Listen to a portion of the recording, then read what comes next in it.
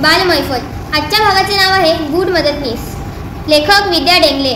समीर, मी ऑफिसला जायला निघते आहे. तू तुझी खोली साफ करून ठेव.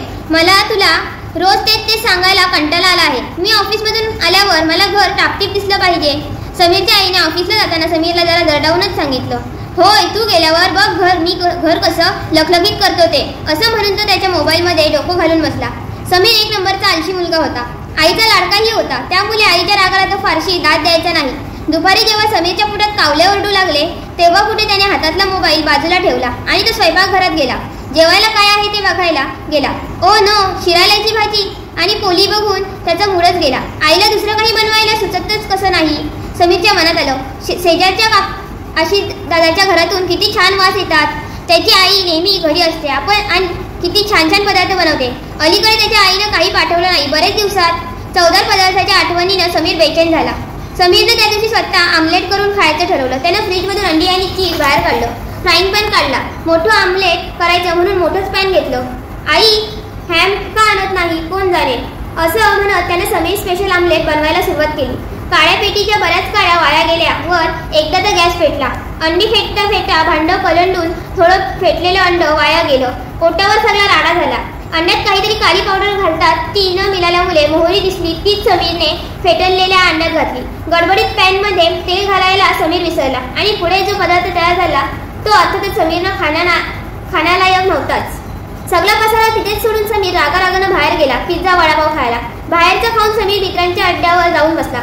मोबाईल बघत गप्पा मारत जो बसला तो संध्याकाळी आई यायच्या वेळेलाच घरी परतला. समीर आणि आई घरात शिरून पाहतात तर काय, घर एकदम लखलखीत होतं. स्वयंपाकघरही चकाचक दिसत होतं. समीर, अरे किती छान ठेवलं आहेस घर, गुणी ग माझं बाळ, असं म्हणत आईनं समीरला शाबासकी दिली. समीर घर पाहून चकित झाला होता. तो आळशी होता पण सहसा खोटं बोलत नसे. त्यानं आईला सत्य तेच सांगितलं.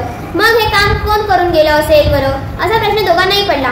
चोर तर नक्कीच नाही, भूत असेल का, आई विचारत पडली. पण समीर आणि त्याची आई दोघांचाही भूताखेतावर विश्वास नव्हता. त्यातून भूत दुपारी नाही येत म्हणतात. त्यांच्या कामाच्या नलिनीबाई नुकत्याच 15 दिवसापूर्वी वारल्या होत्या. त्यांचं भूत नसेल ना येऊन साफ करून गेलं, असंही दोघांच्या मनात येऊन गेलं. पण नलिनीबाई जिवंत होत्या तेव्हाही उत्तम काम करत नसत तर भूत वरून कशाला येतील कामाला. चोर नाही, भूत नाही, मग कोण असेल बरं, अशा चिंतेत आई म्हणाली. पोलिसात जाऊया बाबा.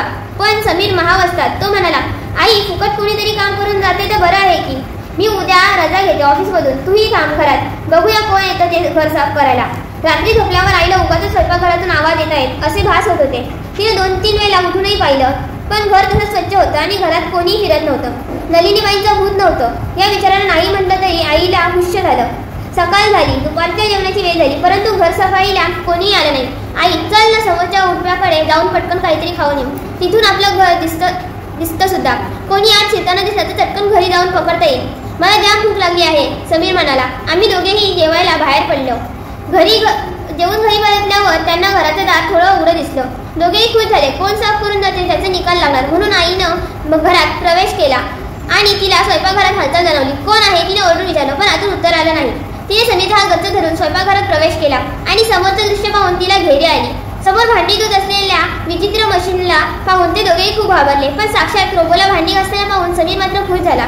आईला पडताना पाहून रोबोनं तिच्यावर ताबडतोब पाणी शिंपडलं आणि तो पुन्हा भांडी धुवू लागला. समीरनं प्रसंगोदान राखून मोबाईलवरून व्हिडिओही घ्यायला सुरुवात केली. त्याला त्याच्या घरात रोबो भांडी घासतोय असा व्हिडिओ त्याच्या मित्रांच्या अड्ड्यावर दाखवायला मिळणार म्हणून आनंद झाला होता.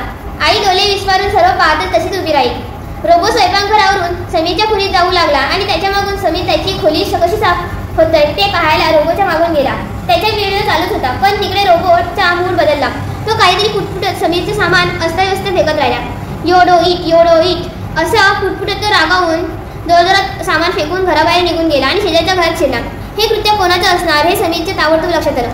शेजारचा आशिष दादा रोबोटिक्स शिकत होता आणि त्याचं हे काम होतं. आशिष दादा त्याच्या घरातून समीरची मज्जा हलूच पडद्यामागून पाहत होता. त्याच्याकडे समीरच्या घराची एक चावी असते त्यामुळे त्यानं रोबोचा प्रयोग समीरवर करून पाहिला. आशिषचा प्रयोग सफल झाला. समीरही मस्तपैकी रुलावर आला. रोबो मुले का होईना समीर त्यामुळे घर व्यवस्थित ठेवू लागला. ही त्याच्या आईसाठी खूपच आनंदाची गोष्ट झाली. थोड्याच दिवसात पेपरमध्ये बातमीही आली, आशिष देशमुखचा घर स्वच्छ करणाऱ्या रोबोचा शोध. धन्यवाद.